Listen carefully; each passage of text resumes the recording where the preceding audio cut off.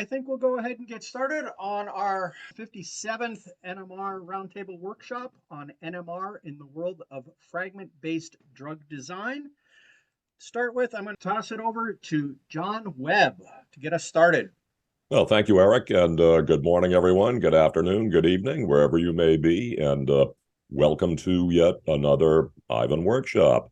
So, 7 years ago today, October 26, 2016, we had our very first Ivan meeting over in San Jose, California at the Fairmont Hotel, and including that meeting today makes meeting number 58 for us. So apparently we're doing something right, and we'll continue to do so. I wanted to mention that the Ivan Founders Award, of course, is going to be coming up in April 2024 in conjunction with ENC Week.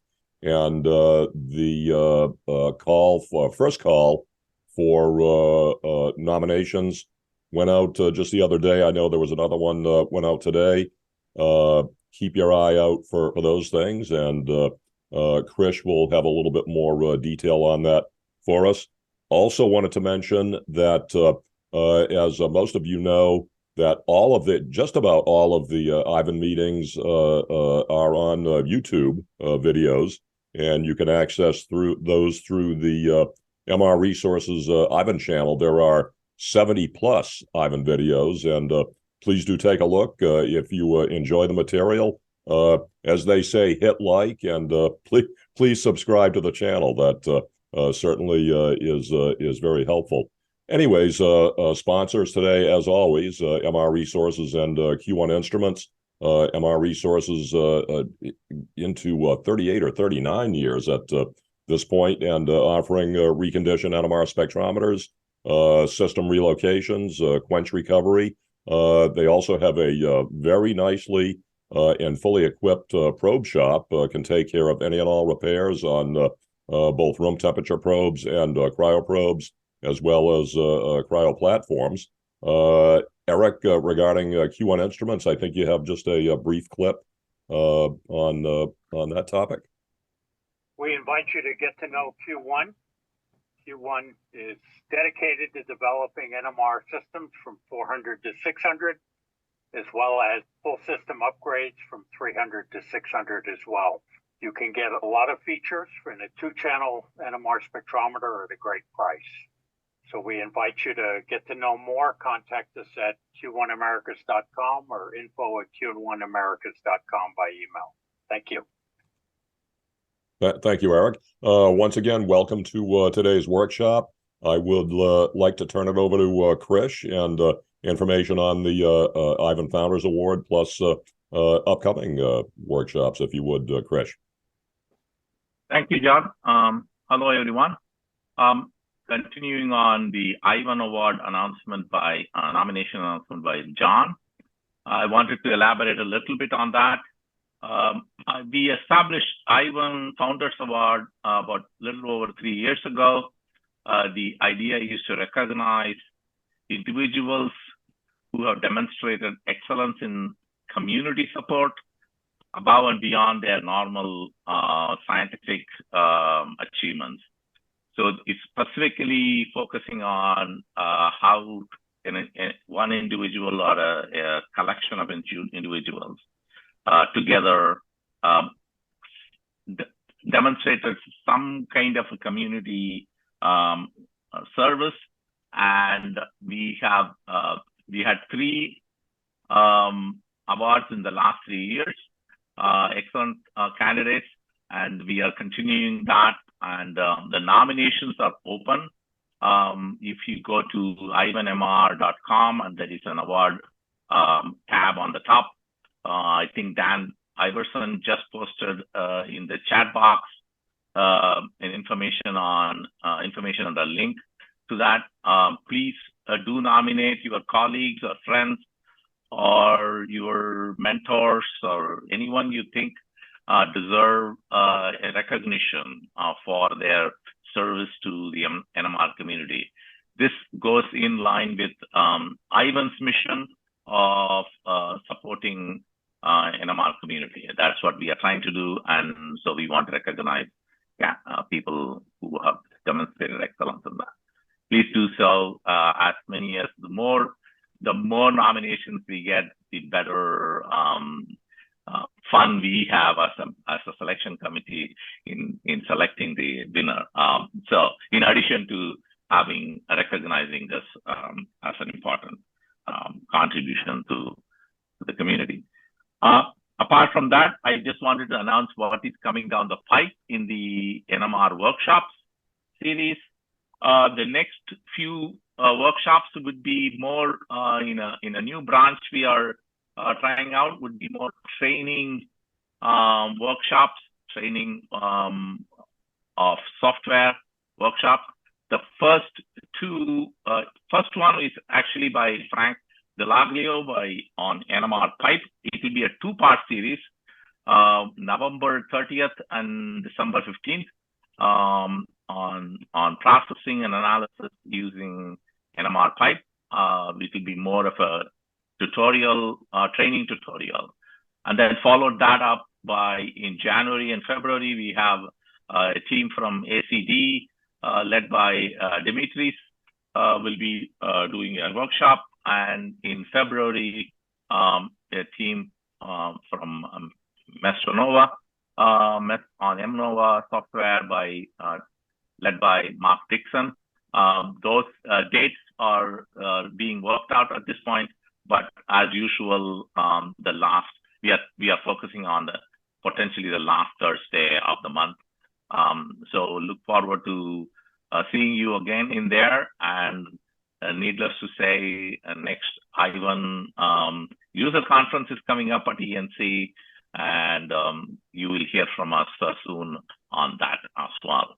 With that, I will pass it to Dave Rice to coordinate today's event. Dave? Okay, thanks, Krish. Thanks for all that information. And certainly this year, we're thinking early about the upcoming meeting in April. And so I encourage everyone else to think about the Founders Ward and to think about what they want to see at the meeting in April. So with that, let me pass things to Deneen, who will get the workshop started. Awesome. Thanks so much, Dave.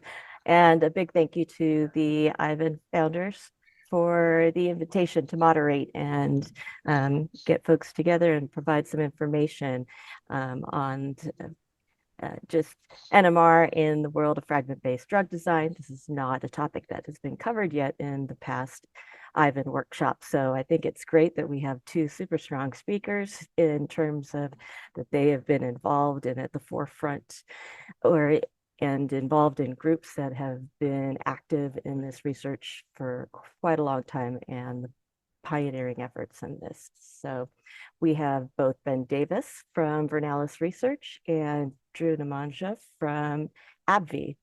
So I'll just give a little bit of information, actually, also in general on this. One of the things, since this is the first time that we've actually done a workshop on this topic and having these really strong speakers,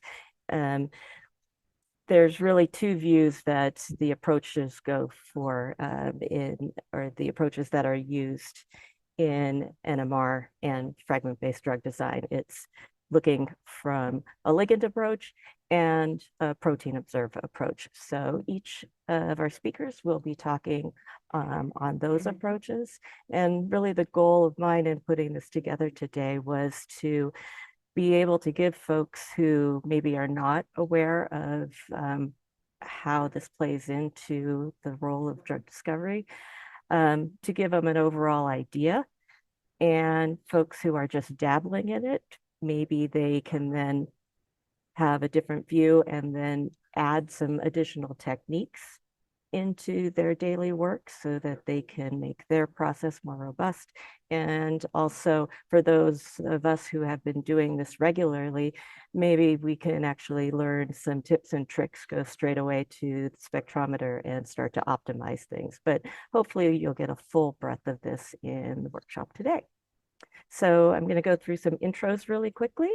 and we'll then pass this off. And just as a heads up, before we get into the discussion at the end, I'll put up a list of resources as well, such as some general publication reviews on the topic, some books, and some upcoming conferences that are directed to this. So for intros, we have Dr. Ben Davis, who is the Director of Business Development and Research Fellow at Vernalis Research, which is a biotech company based in Cambridge, UK, and has been at the forefront of fragment-based approaches since 1998. His research is in developing and applying NMR and other biophysical techniques to enable drug discovery against challenging therapeutic targets and systems. In particular, this has involved using NMR to understand and solve problems and to help guide medicinal chemistry programs where other structural methods are not readily applicable. So since 2022, he's also been responsible for business development at Vernalis while maintaining an active interest and method development. So following a PhD in protein folding and ligand binding with Professor Alan Furst at Cambridge University, Ben has developed and applied NMR techniques to study small molecule interactions with proteins and RNA in academic and industrial settings. He has over 25 years of experience with NMR and biophysics in the drug discovery industry and has contributed to 6 books over the last decade and is an author on more than 30 scientific publications.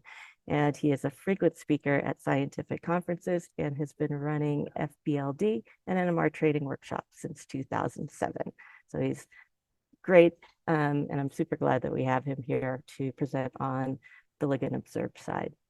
So for on the protein observed side, we have Drew Nemanjev, who is a principal research scientist at AbbVie. He has over 20 years of experience in pharma and academia. And Drew applies NMR methods to understand protein ligand interactions and drive early stage drug discovery research at AbbVie. Since 2015, he has been a member of the integrated small molecule drug discovery team that delivers drug leads for various therapeutic areas, including virology, oncology, neuroscience, immunology, and targeted protein degradation platforms. In addition to leading early stage drug discovery research projects, primarily at the hit ID and the lead generation phases, his research also focuses on streamlining NMR workflows, applying artificial intelligence and machine learning tools to advance fragment-based drug design and structure-based drug design technologies. And prior to joining AbbVie, he was assistant research professor at City of Hope Beckman Research Institute and a principal investigator on a federal grant, and received his BS degree in chemistry from Indiana University and his PhD in biochemistry from Jeff Peng's lab at University of Notre Dame in 2009, and postdoc training at City of Hope in 2012. So with that, I will turn this over to Ben to kick us off. Superb. Thanks, Deneen. Thank you for the very nice introduction. Okay, so as Deneen said, the idea with this talk was to be a workshop and an introduction to the use of a ligand observed NMR for fragment-based drug discovery and generally for drug discovery as well. It's basically the same. The talk is, I've really done it, as Denise said, as an introduction to the techniques and to try and enable people to, pull out the pull sequences, have a sample, go look for things, have a go with it. If you have any questions or want more information about it or just want to chat about it, drop me an email or ping me on LinkedIn. Always happy to talk about this. Okay, so for those of you who don't know Vernalis, we're based in Cambridge in the UK. As Denise said, we've been going since '98, so we're quite well established and have seen quite a lot of things come through. But really, we've been using structure-based and especially fragment-based methods on challenging targets, so particularly protein-protein interactions, but also just other challenging proteins and occasionally nucleic acids for fun. And FBDD is really the kind of the core, or one of the core technologies that we've had developed and have used over the decades, and especially integrating fragment-based drug discovery with other ID technologies. So traditionally HTS and protein screening, more recently DEL, You'll see why in a second. And really kind of underpinning everything we do is taking a biophysical and structural view of what we work on. So for a small biotech of 65 people, we're quite well equipped for NMR. We have a 600 with a QCIF cryoprobe and a sample jet and two 400s, which is quite nice. We also have in-house and synchrotron crystallography and so on and so on and so on. Okay, so kind of biophysics underpins everything we do. And then in 2020, we were acquired by HitGen. So we now have access to the HitGen's Dell capabilities as well. And what we've been looking at over the last 3 years is using FBLD methods in synergistic approaches with Dell to try and get the kind of the best of both approaches. Okay, so I'm not going to talk about that. I'm just going to really focus on the NMR. So our kind of view or the way we approach FBDD, fragment-based drug discovery or development, depending on who's doing the acronym, is to have a really well characterized target. So a characterized protein and a well curated fragment library of, in our case, around 1,500 compounds. So it's quite a small fragment library for the NMR screening. And then really what I'm going to focus on today is this box, which is generically labeled robust assay, but ligand observed NMR is one of our really preferred ways of screening for low affinity, weak interactions between the fragments and the protein. The hits you get from this are definitely preliminary hits, so we would regard these as unvalidated beginning hits until we've then taken them through a validation. And we often use protein NMR. So I just realized I've used the wrong image for that validation. So protein NMR, protein observed NMR, as Drew is going to talk about, or SPR, crystallography, and so on. Characterize the interactions in more detail, and then try and get structural data, which usually is crystal structures, but where we can't get a crystal structure, we've used quite extensively NMR methods, so X-filtered noses, chemical shear perturbations, and so on, to get data to guide models sufficiently to guide the chemistry. And then we have a set of validated, characterized fragment hits from this that could be then taken forwards. Okay, so the several kind of key points of ligand observed NMR binding experiments, and one of them is that all of the experiments I'm going to talk about are observing the free ligand in solution. So you have an exchange between the free and the bound states. While the ligand is in the bound state, the spectrum is modulated by interacting with the protein. And normally this is through either the change in the rotational correlation time, so the change in the tumbling rate, or through a physical contact and an NOE type transfer through a through space close contact with the protein. So you're picking up in the bound state a modulation of the NMR spectrum and then detecting that because it affects the spectrum of the free state. And then the experiments that we'll come on to look at in a bit more detail indicate an interaction between the rapidly tumbling ligand, which is obviously then slows down when it binds, and the slowly tumbling macromolecule. Usually protein, I mentioned that we've done nucleic acids in the past.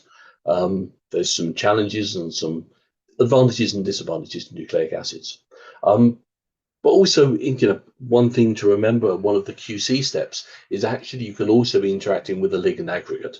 So you want to make sure when you QC your library that what you're seeing is not an interaction with an aggregate of the ligand, but is a true interaction with the macromolecule, the protein that's present in solution. One of the reasons that we like ligand observed NMR as a starting point for the fragment screening and fragment identification is it's really not very demanding on protein supply and properties.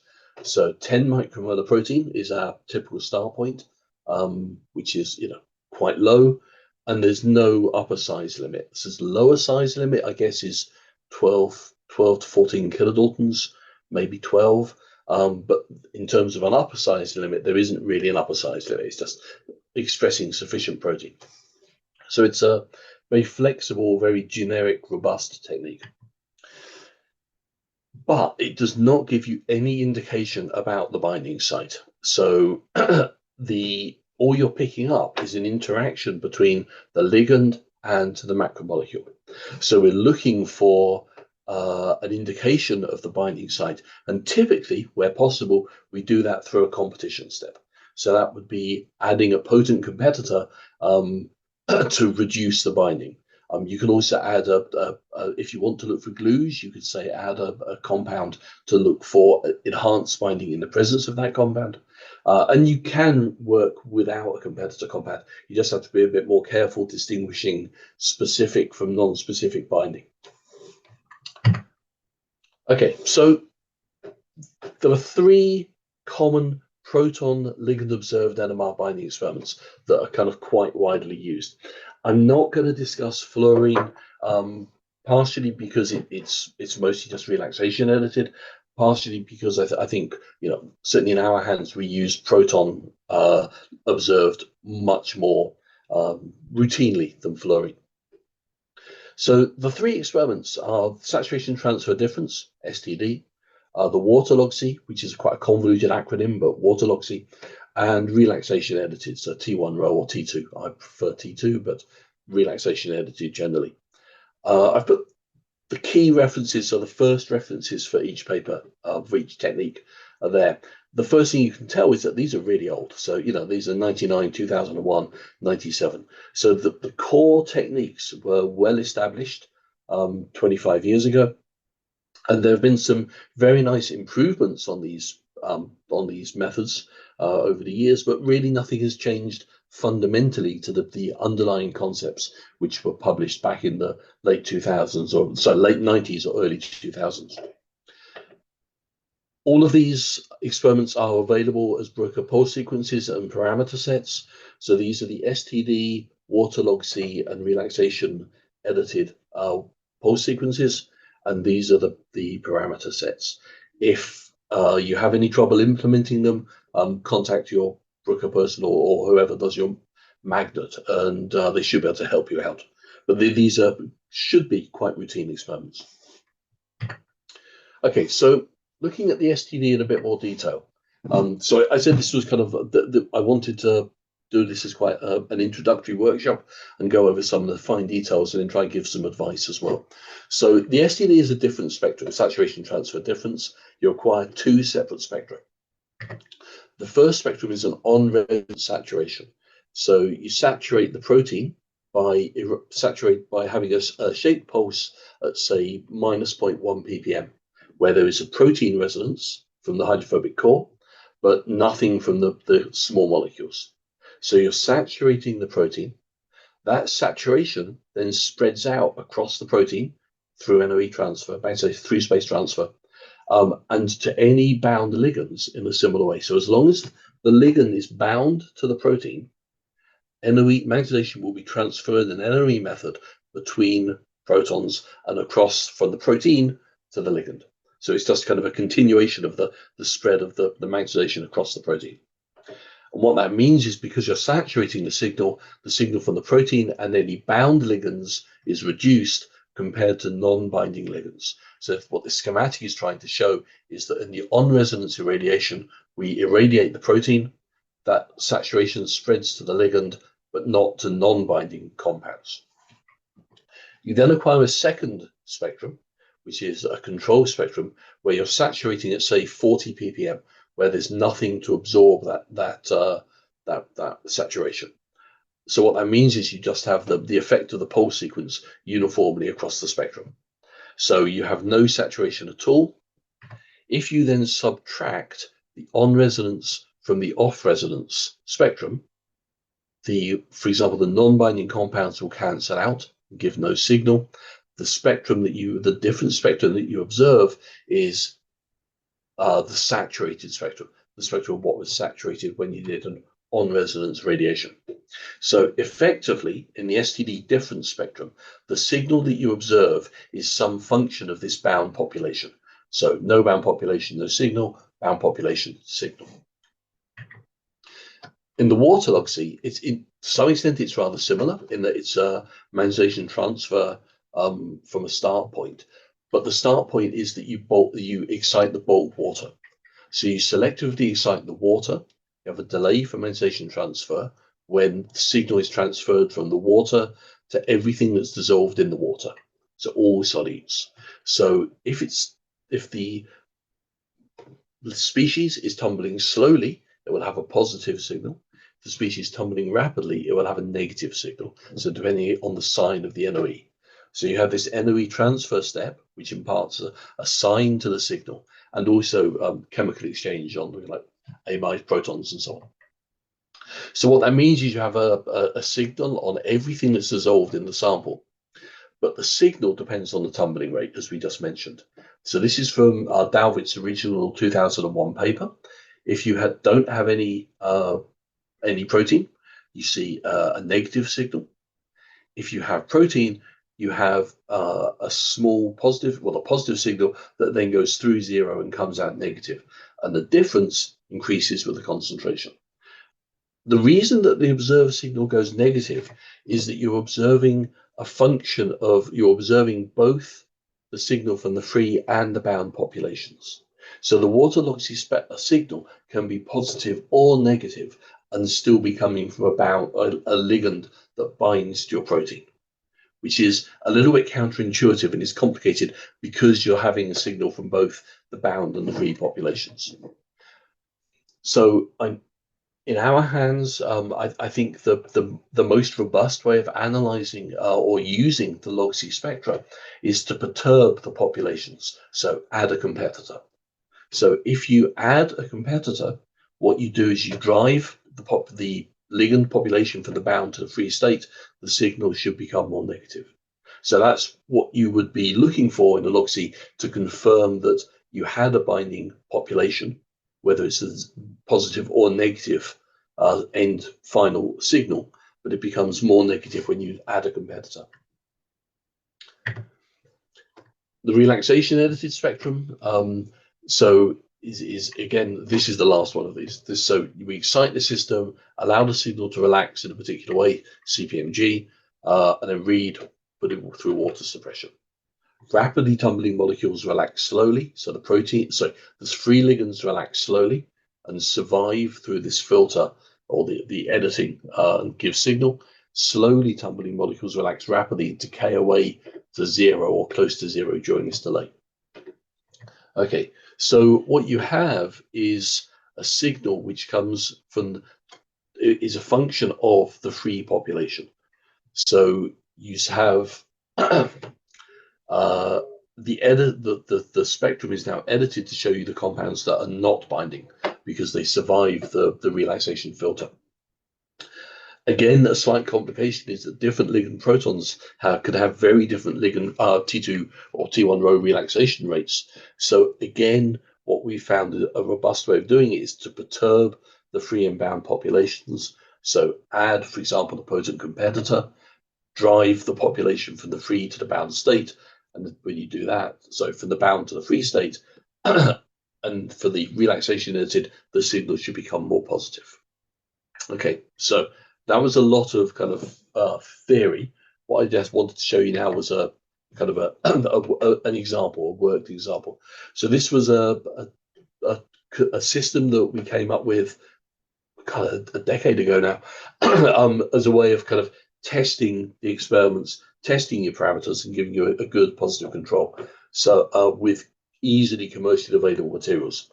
So it's simply avidin or streptavidin, imidazolidanone, which is this compound, octanoic acid, which is this compound, and we have sucrose in there as well as a non-binding component, so to resolve the non-binding species, and just in a simple phosphate buffer.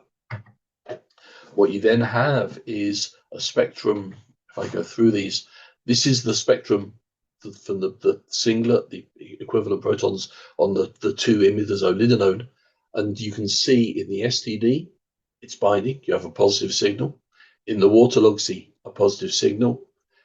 And in the T2 filtered, no signal at this point. You can see the sucrose on either side of it.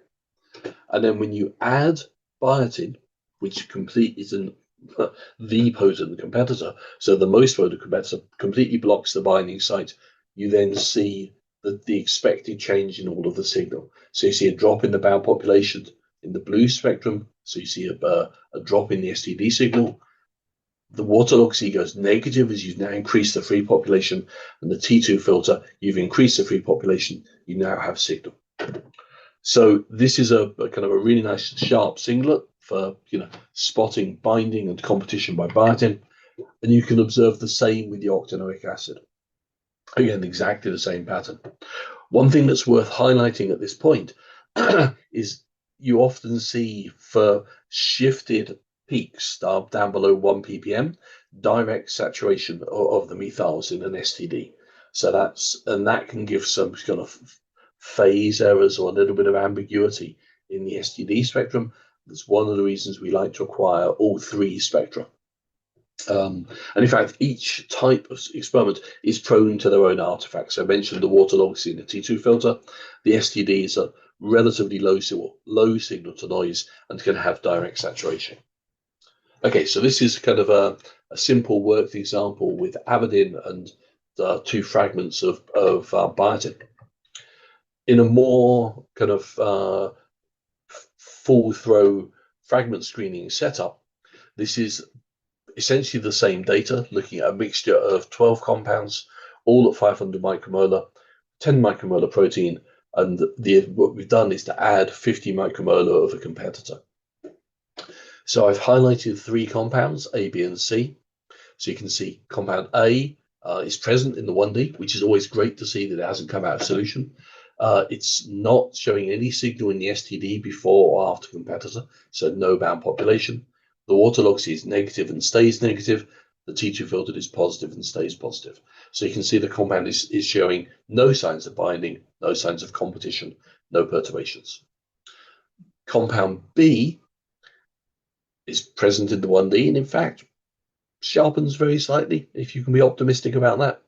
In the STD, you have a nice positive signal. When you add competitor, that goes away. The water loxy is 0 within the signal to noise, but when you add competitor, it goes negative. The T2 filtered is 0. When you add competitor, the signal appears as you increase the free population. So compound B is binding and is being displaced in all 3 of the experiments. And then compound C is quite interesting. So we have an STD where there's no change. So a positive STD, no change. Loxy, positive, no change. T2 filtered, positive, and no change. So this compound is binding. As you look at the structure, I mentioned different relaxation rates. This is a very isolated methyl with a long relaxation time that survives the T2 filter. So that's why the signal isn't fully attenuated. The other nice thing about this spectrum is you can see the competitor. It's got a couple of methoxy groups, and you can see those methoxy groups appear in the STD and the water loxy. So we know, even though we can't really see the competitor clearly in the 1D, you can see it's been added in the STD and the water loxy. The other thing to highlight is that all 3 of these experiments are fairly fast. So the sample change is 3 minutes with the sample jet, and then another 15 minutes acquisition time for all of these experiments. So while the sample's in the magnet, we like to acquire all 3 of these experiments, which then gives you different parameters that you're measuring to get a handle on binding and competition to reduce the risks of being misled by artifacts.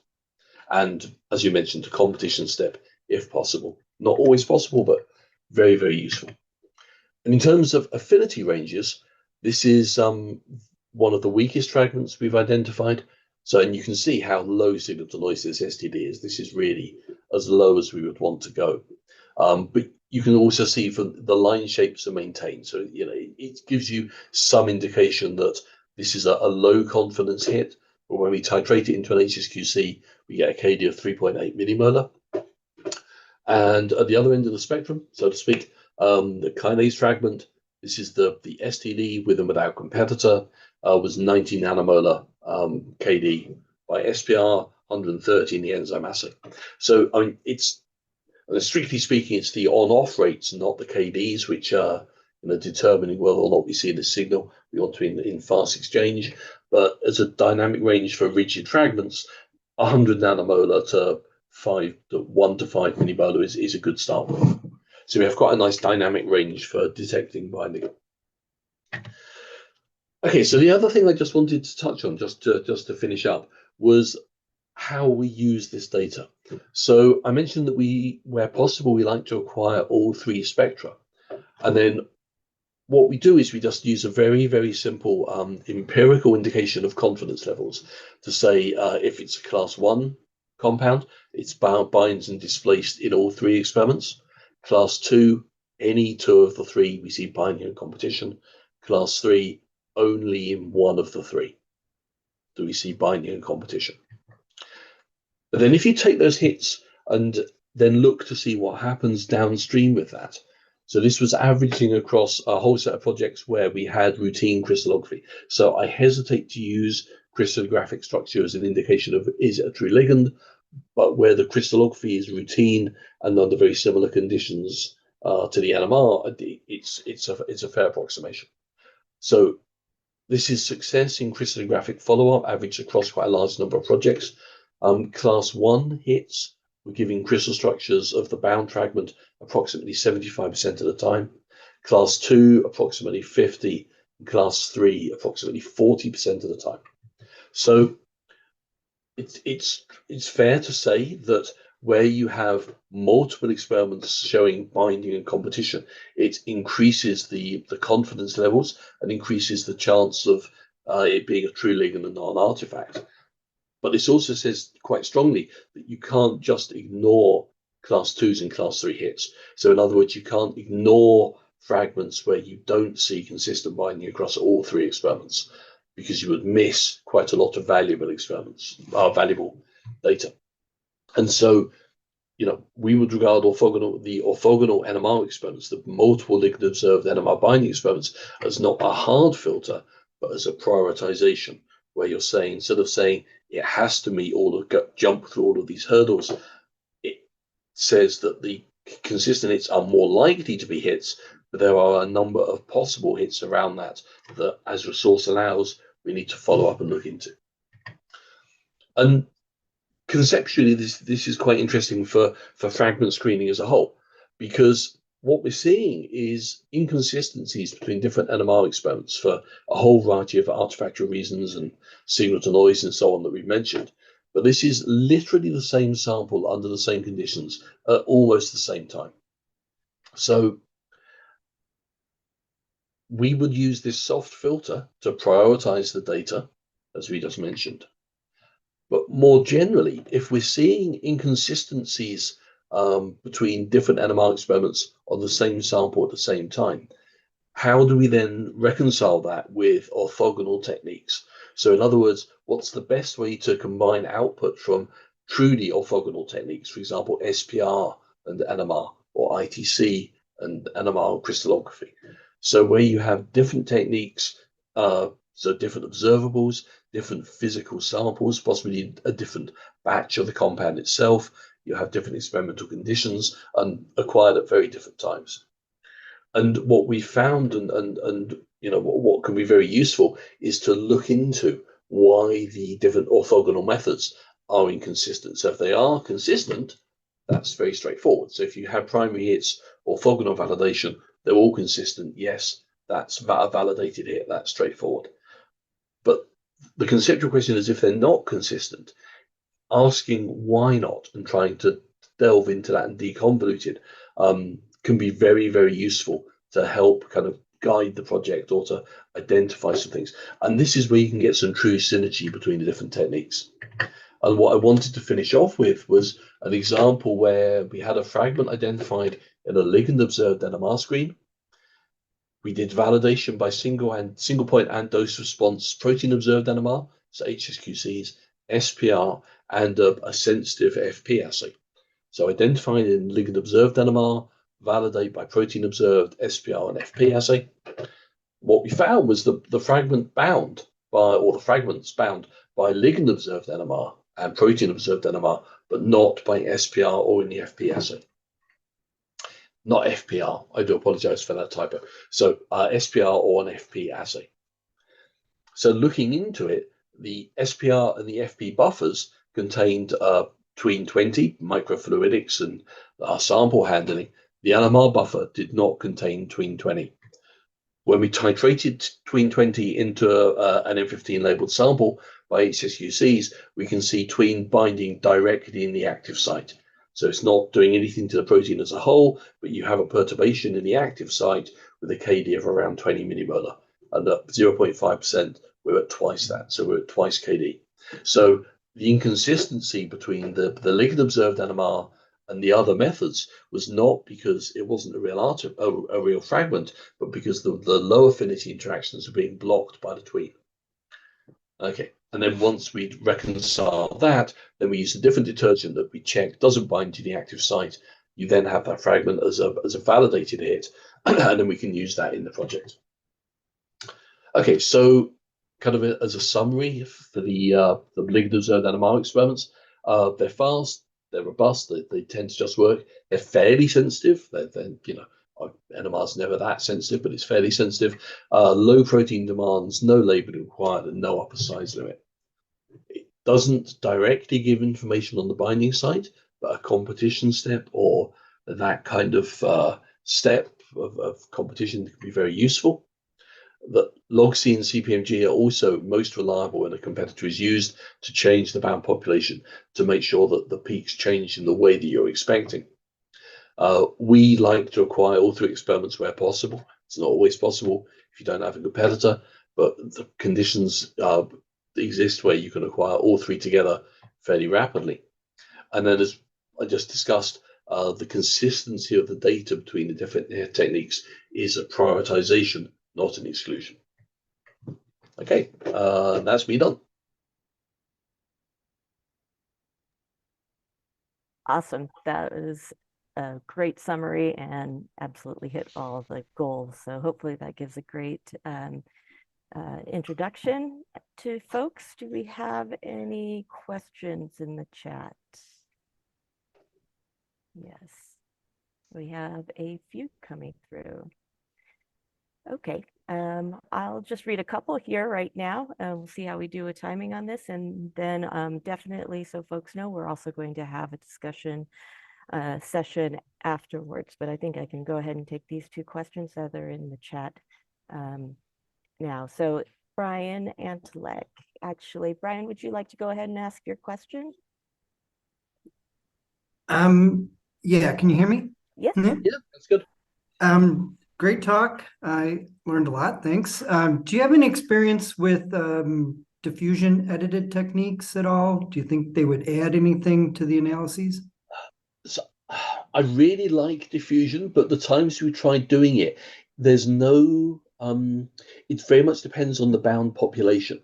So we couldn't find a way of getting that kind of population stimulation or enhancement that you get with with an STD, for example. Once it's bound, it's picked up that signal and that's transferred to the population. So the observed signal is much bigger than the low bound population. The same is true for the other two, log-C and CPMG. For diffusion, when in all of the diffusion mining experiments I tried, it was strictly a population related effect. So if you have a 10% bound population, you see a 10% shift in D, and that wasn't enough to overcome the signal to noise or the error in the measurement to reliably identify a ligand. Okay. Great. I'm going to take one more really quickly, and then we'll also, again, we'll continue on with these questions after we have Drew's talk. But the next one that we question, actually combining two here, around nucleic acids. You mentioned they can be challenging. So what are some of the advantages and disadvantages? Just touch that. I know that's a big one, but maybe no. briefly This is great.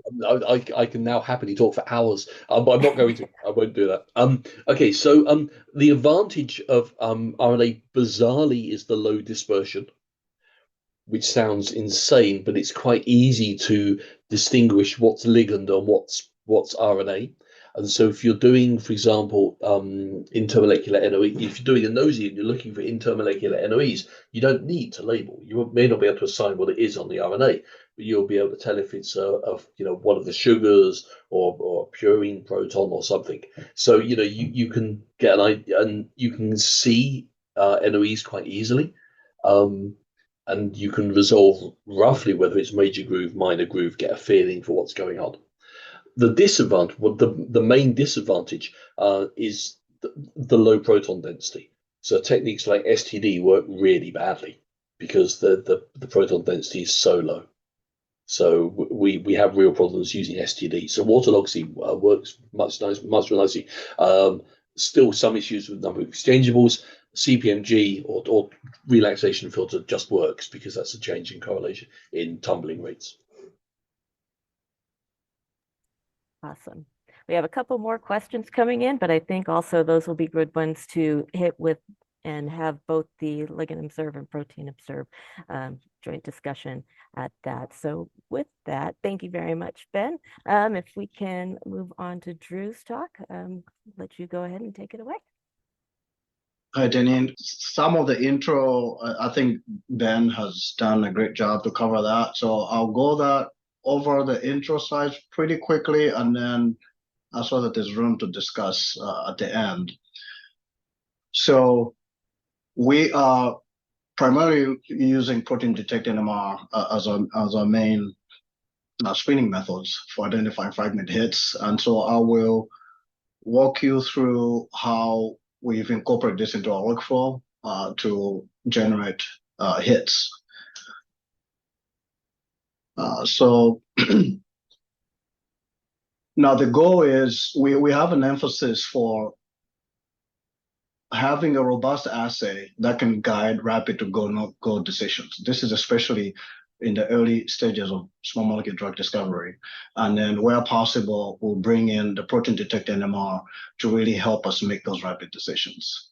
So that's pretty much the emphasis of how we are incorporating this particular technique in our workflow.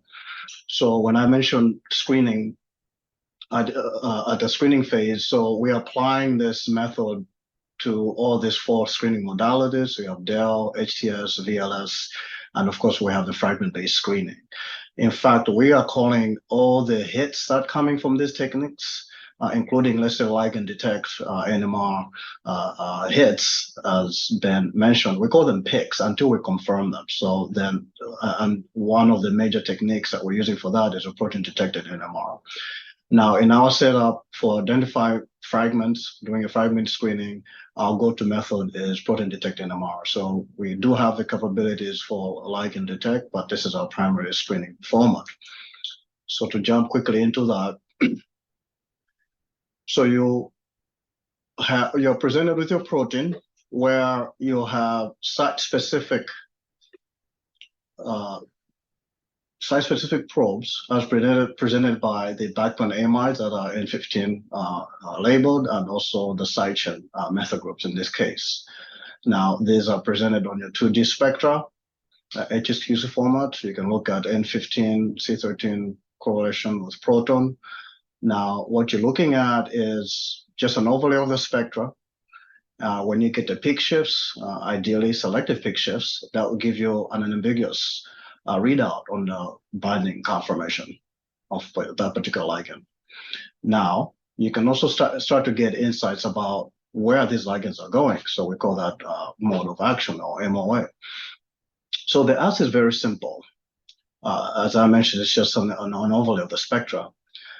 And part of the confidence in really bringing this assay as a confirmation assay is because it's giving you those atomic resolution insights about the protein ligand interaction. And in our setup, we've built a culture of discovery scientists, medicinal chemists, even biologists, where this protein NMR-based method is appreciated to be very robust. And we'll say that if you're presented a ligand, it doesn't bind by protein detect NMR, then it does not bind, and then the project team will not even look back. So this is one of the advantages of this method.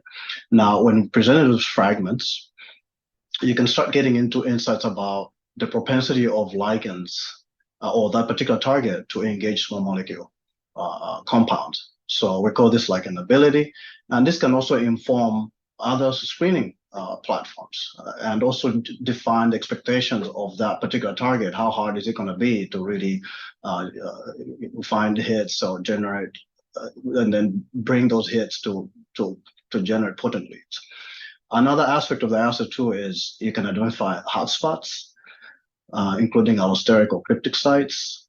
So this is some of the value of this assay. So I should also mention that when we talk about fragment-based drug discovery, this is the basis of which this platform, the platform for FPDD was developed on, going back to some 30 years ago at AbbVie Abbott. Now jumping into the FPDD, so since the inception of FPDD, there's been 6 FDA-approved small molecule drugs and then more than 50 publicized small molecules. So now the goal is we want to find a fragment hit and then build it up to generate a lead. So we bring NMR, so ligand-based method, and then of course validating with protein detect. In this case, we're just going straight to the protein detect NMR because it is very sensitive at binding or finding weak binders. Okay, so and more importantly, it can really distinguish the affinity gains of these weak binders as you're building the potency to generate leads. So now the way we're bringing in NMR in this iterative and highly cooperative workflow involving medicinal chemists, molecular modelers, structural biologists, is we try to drive SAR by NMR, structure activity ratio by NMR, to build that potency of that fragment down to an affinity range where the other acids now can start to pick up to further drive the potency of that ligand and generate your lead molecule. So in our setup, since we're using protein detect NMR very extensively, we have an integrated team of protein sciences where they work diligently, screen constructs, and then try as much as possible to label the protein so that we can push it for screening or hit confirmation or even structural studies. So there are several, standard labeling considerations depending on the task at hand, the yield of the protein and also the molecular weight. So in our setup, the standard operating protocol for labeling protein is C13 labeling at the method groups of ILVM in E. coli. So we also throw in N15 because it's cheap. So we do that also on almost all the targets. And we can also deuterate targets. And then we have protocols that we've optimized that we can do ferments up to 30 liters, for example. Now, when we're not able to get E. coli labeled protein, we can also go into eukaryotic cell systems, insect cells, transient expression in HEC cells, also stable cell lines and CHO cell lines. We also have protocols where we can we have swapped out amino acids in this chemical defined media with amino acids that are labeled. So then we can get kind of the labeling. Now, once we get our protein is purified, just quickly on how we're doing this, we have concentrated compound in DMSO. We do a rapid dilution with the protein, and then we can transfer that to, in this case, it's a sample rack for sample jet. Now, you can use this liquid handler. For example, you can also do this by hand, and then you can bring the volume down through centrifugation, and then bring it to our facilities here for screening. So this is plenty of field for what we're doing. So these are 2 500 instruments, and then we have 700. But then our workflow, everything is, we're using 1.7 millimeter microprobes. We're saving a lot of protein through doing this. And also we have the sample jets that we can screen quite a lot. Now, once we have pushed through this, primary readout is 2D correlation spectra. In this case, it's just showing spectra obtained through different expression systems. So in this case, you have an 85 kilodalton that is per deuterated, uniform N15C13 label, N15, and then also labeled at the side chains of ILVM. This is from insect cell labeling, and this is mammalian cell labeling. Now, our workhorse experiment is we've migrated 100% to the so fast post schemes. They are quicker. You can also apply NUS if needed, but we just run it standard. And then this represents the basis now for finding hits and also doing affinity ranking. So we look at two parameters. The first one for the screening or even tracking structure activity relationships after you get the hits, we have this parameter we call the Q score or qualitative score. So this has been around going back to the SR by NMR days, some 30 years back, where all we're doing is we're doing an overlay of the spectra. In this case, protein by itself in black, and then when proteins bound to ligand, and then we are looking at the magnitude of the peak changes just by eye, and then we assign a value based on that magnitude. So Q score 5 for the largest changes, and then Q score 0 for no changes, and then everything else in between, Q score 1 to 4. Now the goal here is to eliminate compounds that are not really binding. So the cutoff usually is Q score 3 to 5. And then if anything else below that, we don't look at that and we throw it away. So this is usually done at a fixed concentration on a set of ligands. And then once you get those compounds that pass, that are the best, we can also push them to another ranking concentration, a lower concentration, to further triage. And once you do that, you can get a set of ligands. Now you can push to affinity determination. So this is just a standard CSP. Typically, you're looking for peaks that are nicely isolated that you can track, and then you can fit the chemical shift as a function of the ligand concentration to that two-state binding function. Now you extract out your KDs. So now this requires peak picking and you're transferring the spectra, the peaks, the assigned peaks, or not. You don't need the assignments, but you're transferring those peaks that you picked. And then you're banking on the fact that things are isolated, peaks are isolated, and then you're limited to the fast exchange regime to extract out your KDs. So you can imagine in this process where you present with a lot of ligands, this process can be tedious. So we have we've engaged into collaborations where we try to automate this process. So the first one is based on the CSP-based workflow. So where we're doing automatic peak tracing. So you can have peaks that are randomly picked on a reference spectra, and then that is transferred into other spectra when ligand is bound. There's some intelligence there. It will calculate a CSP score, and then you can also convert that to a Q score for ranking, and then that gives you a single point affinity ranking. So we can also do this automated through this module, M-binding, and I should mention that these are incorporated in the MNOVA software as modules there, where you're looking at isolated peaks. You can do random peak picking on everything all at once, and then there's some intelligence where it will just focus on the peaks that actually have some changes, significant changes. You can extract your binding isotherms and then do a global fit to extract out your KD.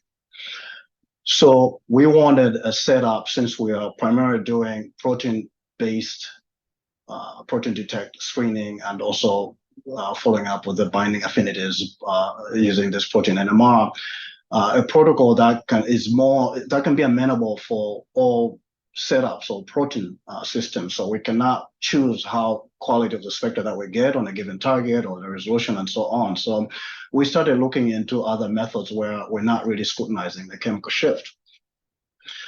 This is motivated by the fact that we've driven programs going back some 30 years looking at the Q-scope just by eye, looking at peak patterns. So can we incorporate PCA to try to help us with this?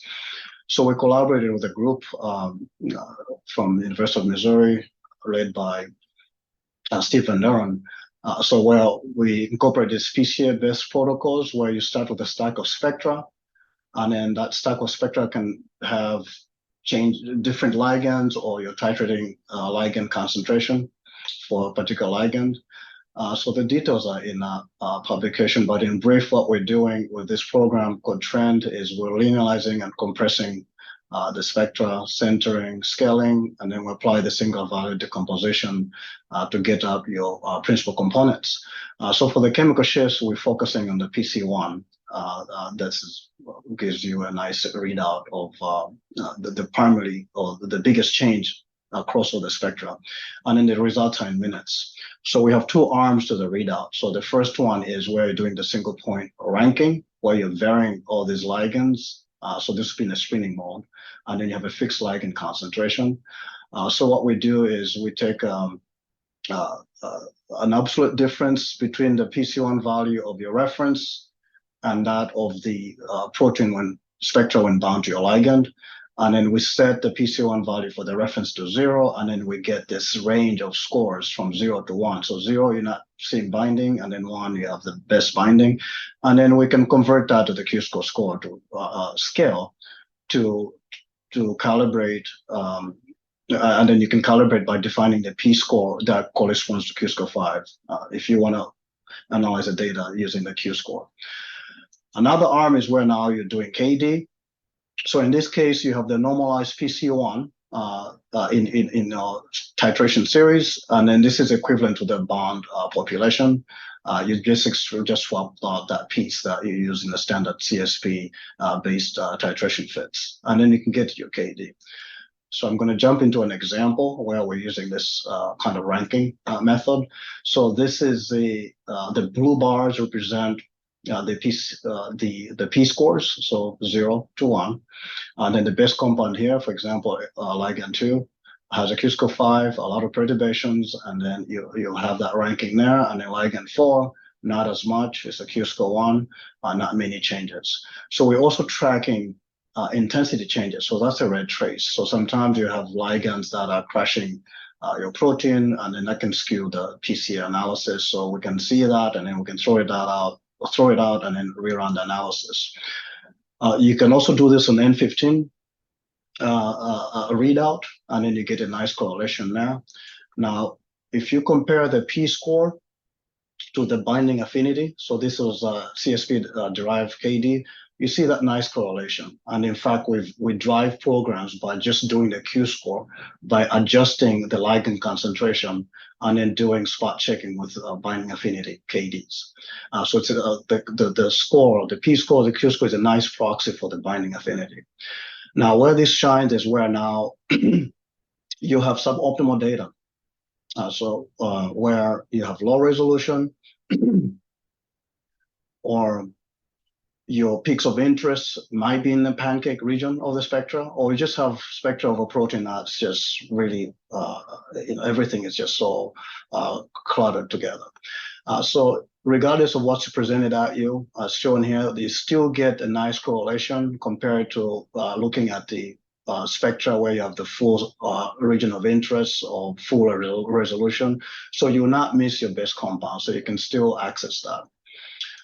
Now for KD, this is what you get if you do the fast exchange regime.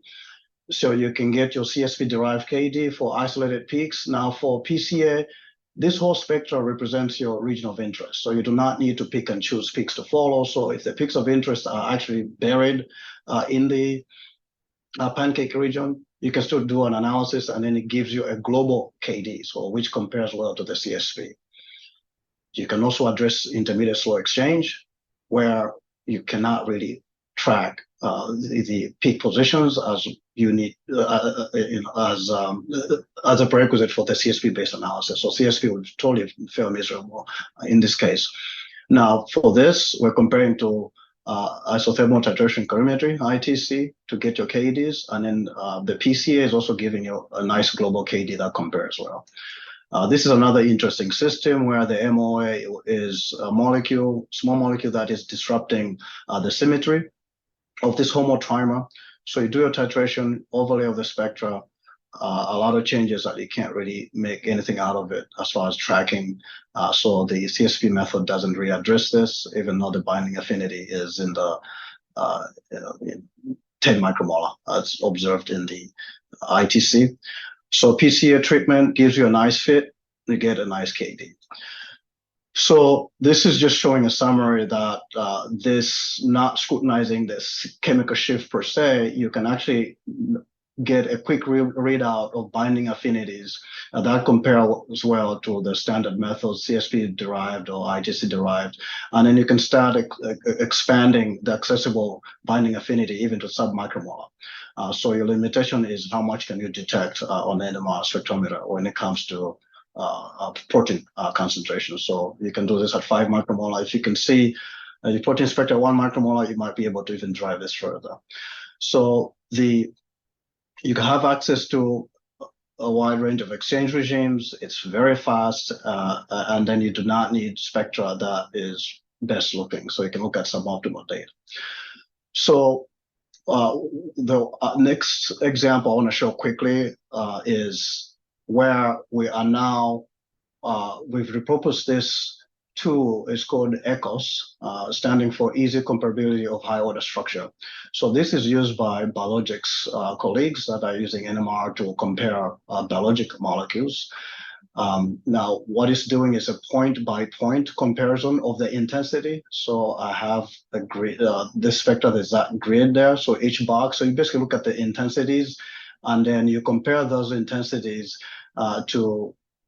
between two different spectra. So in this case, you have the intensity for the reference and then the intensity on your bound your compound, and then you do this regression. You're looking at the R values. So you're looking at deviation from linearity, which indicates that you're binding. So this is Q-score 5.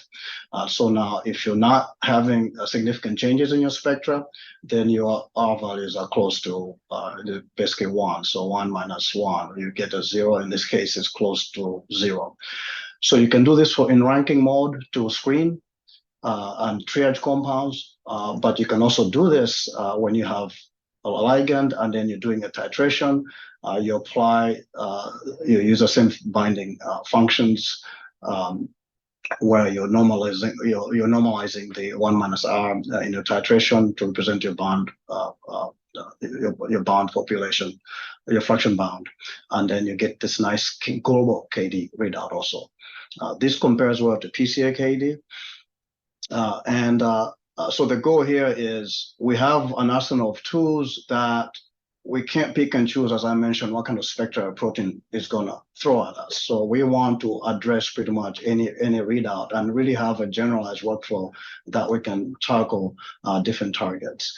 This is just summarizing that no matter what method that you use, this is basically color-coded based on ligands that are Q-score 0, that are dead in red, and then compounds that are good in green, and then everything else in between. So if your cutoff is 3 to 5, you'll not miss those compounds, and then you can throw everything away.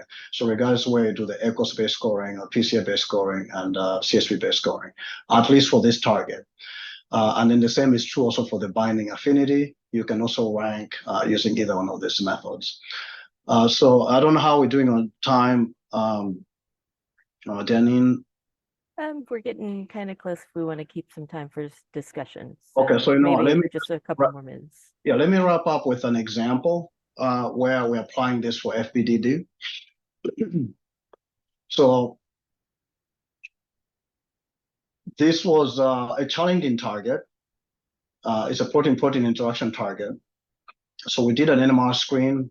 It turned out this was a high hit rate target. So we have a wide range of fragments with affinity from 50 micromolar to 2 millimolar.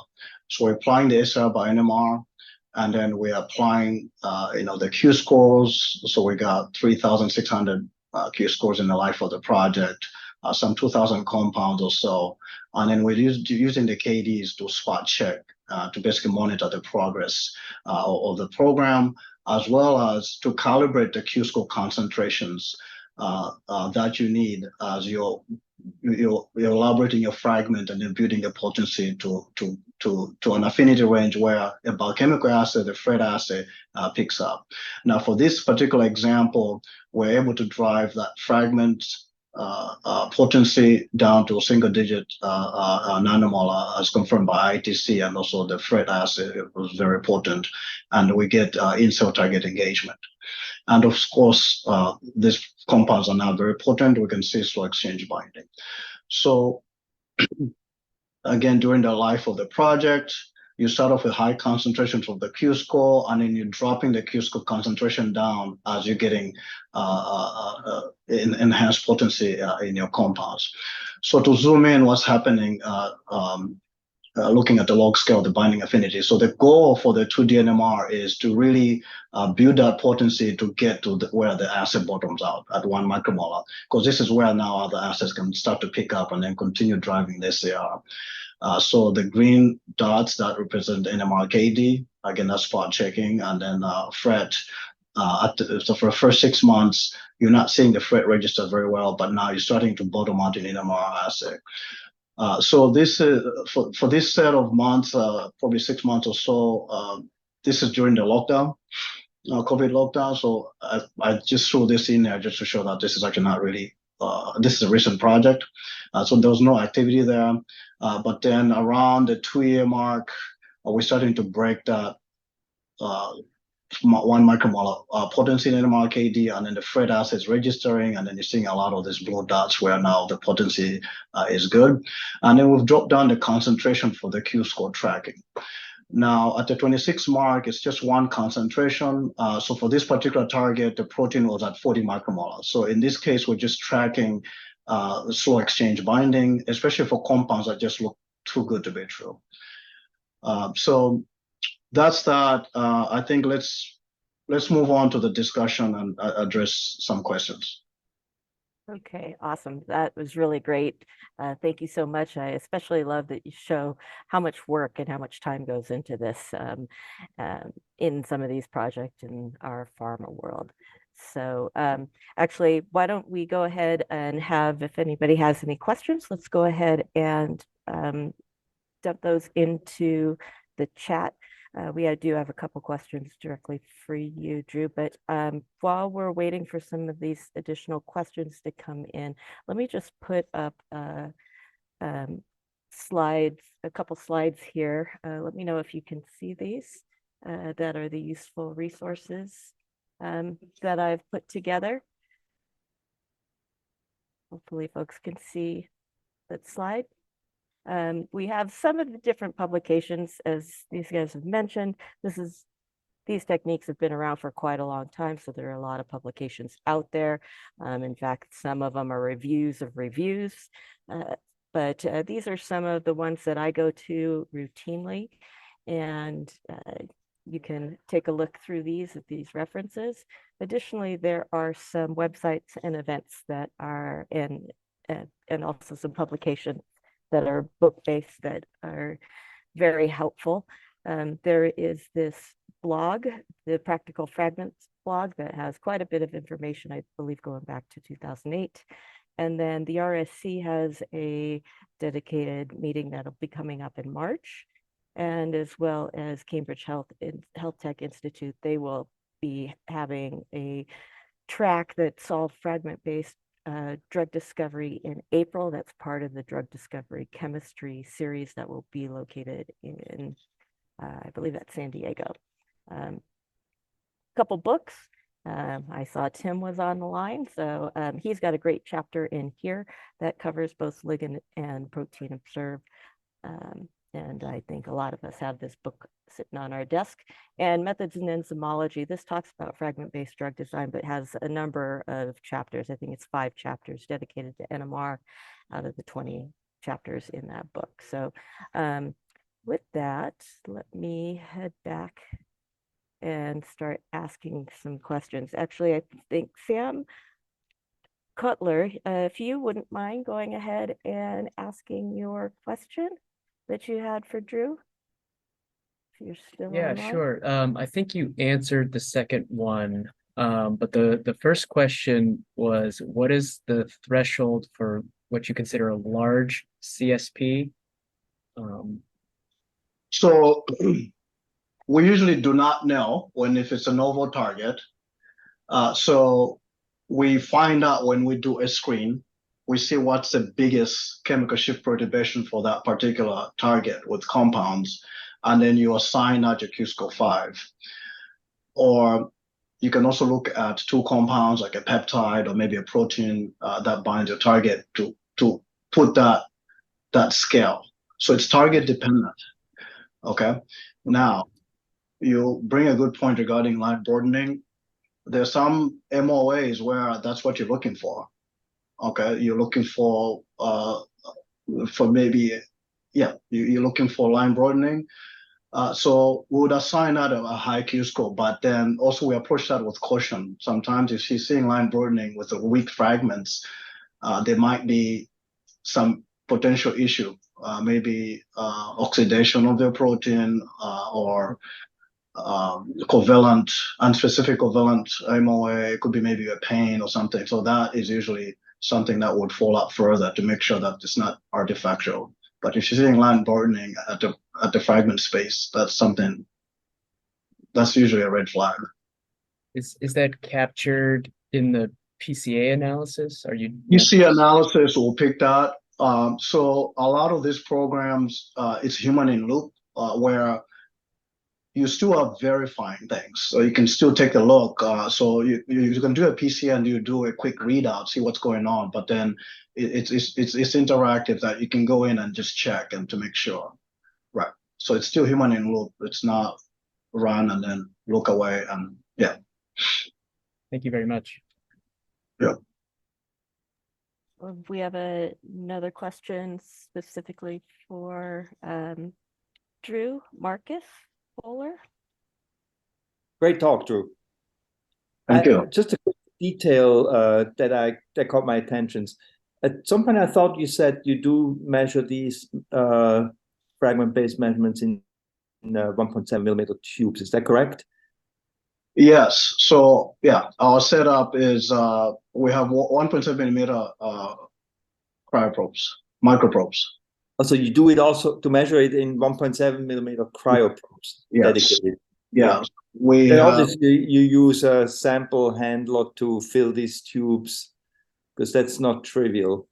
So Bruker has they have a sample handler that does one tube at a time, and then it's washing. There's a washing step.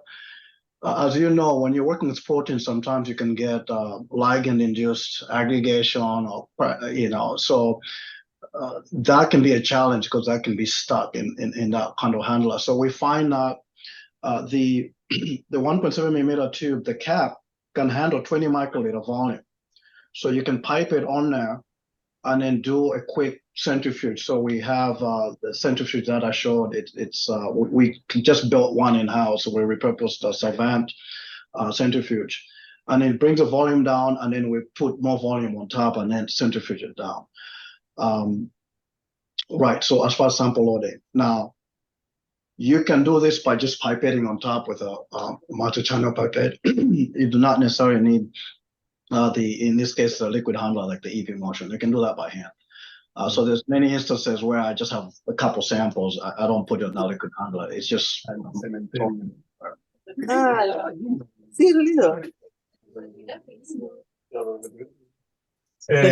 appreciate it. Entonces así, pero el viernes pensábamos venir de mañana, arrancar una cosa tipo 9 de la So I think we mañana. have some background noises here. Great, I think we're muted there. Great. Okay, so I think actually we answered, Marcus, your question, because I can vouch for it's not trivial sometimes dealing with some of these protein with the smaller volume. So it's great to see that it's working well for people. Yes, thank you. Appreciate it. Sure. And let's do one more protein dedicated one.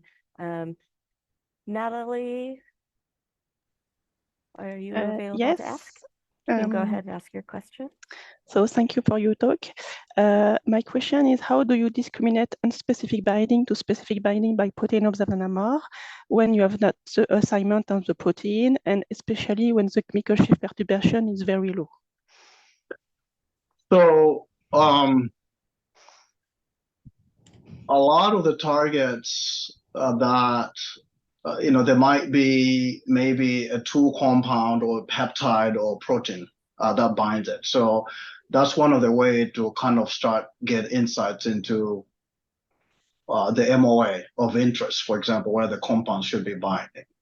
So then you're just looking at the patterns. So you're comparing your ligand and then to the changes that that particular ligand is causing relative to what you've seen with the benchmarks. Now, when you do not have that, so for unspecific binding,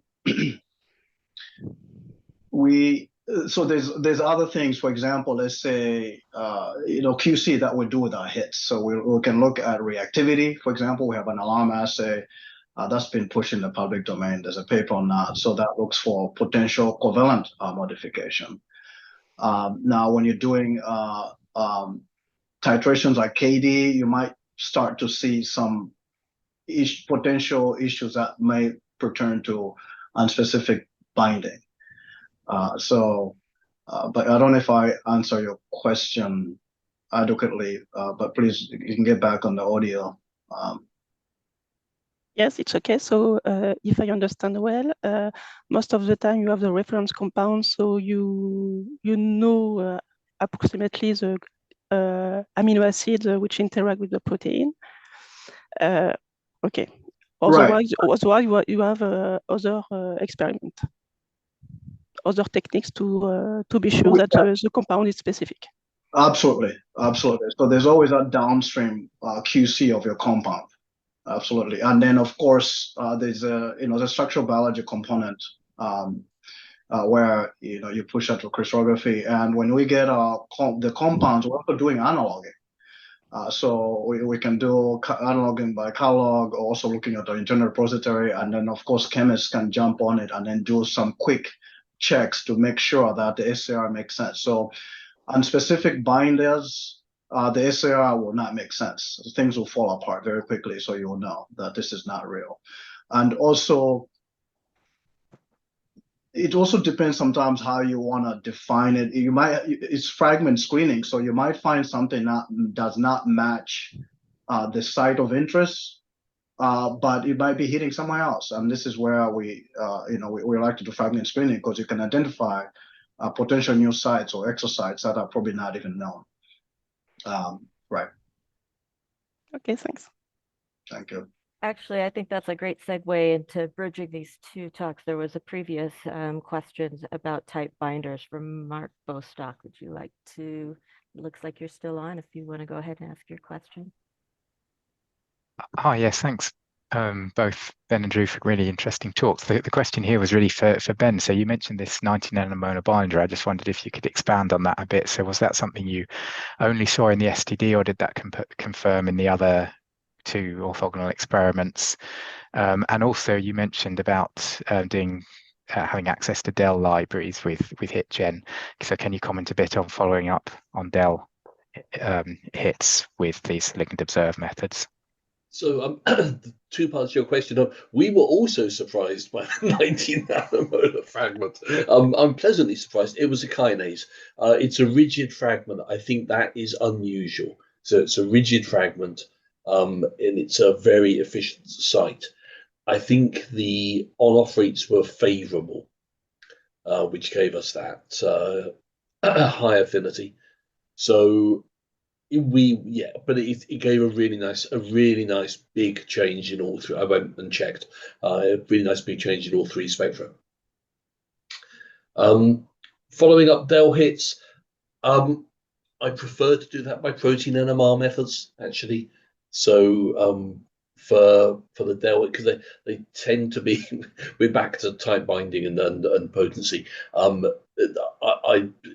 not completely convinced for the larger ones that we're going to see ligand observed hits. So for small rigid fragments, yes. Ligand observed NMR for big DEL hits, I'd be more nervous. So protein NMR for that. Thanks very much. No problem. We have two other questions that were in here. Actually, they were also targeted to you, Ben. So I'll just go ahead and ask them quickly.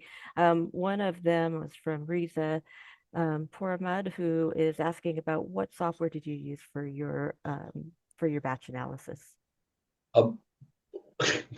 We don't. We have to do it by eye. So, I mean, strictly speaking, Brooker will hate me for this. We use Amix, and I still think Amix is the nicest piece of software ever for looking at lots of spectra. So we use Amix. Please don't get rid of it forever. Thoughts still come up when I've just been. So maybe, Janine, what do you use if you do like and observe? For me, I'm working with Mestra as There we- well. Yeah. But yeah, before we had things set up, I was doing it the good old-fashioned way by eye as well. There have been enough of us that have been around for ages who that's how we had to do it long ago. You sit down with a good cup of tea and you're fine. You know. Exactly. Awesome. One last question for you, Ben. It was question around feasibility to use a 600 without a cryoprobe on ligand observe. Yeah, we used to do the screening with a 600 without a cryoprobe. You might have to increase the experiment lengths a bit, but yeah, eminently doable. Yep. Let's see, we're right at 11:30. I do have one quick question myself. So how do you both deal with things when protein expression folks love to use buffers that are not so favorable, such as glycerol and all these detergents and etc. So I think that's probably one of a good last question to end on here from both of you. Close communication with the protein sciences group to try to persuade them not to would be my one. Yeah, that is true. So in our case, we have the group integrated in our setup, so they know they're away from glycerol. But there is an aspect that, yeah, it's not glycerol. Sometimes it's just a buffer that spectra does not look good in NMR. So we do a buffer screen. So we can do a TSA-based buffer screen, and then it helps you identify some buffers that the protein seems to be happy in, and then we can follow up with a quick NMR-based buffer screen before you commit lots of protein for your screens or whatever you have planned to do. But yeah. Awesome. Great. Well, hopefully this gives everybody a good flavor for some of the work that's been done in this area. And there's a lot of great work, and this is just the foundation. There are all kinds of other fun tools that we can do by NMR. So hopefully that'll be a topic of discussion, maybe in a future workshop. But I'll pass it back to the Ivan guys. Okay. Well, thank you, Deneen. That was really a great workshop, and I learned a lot. So if there are no more questions, then I will officially close the meeting. Thank you, everyone. Thank you. Thank you. Very informative.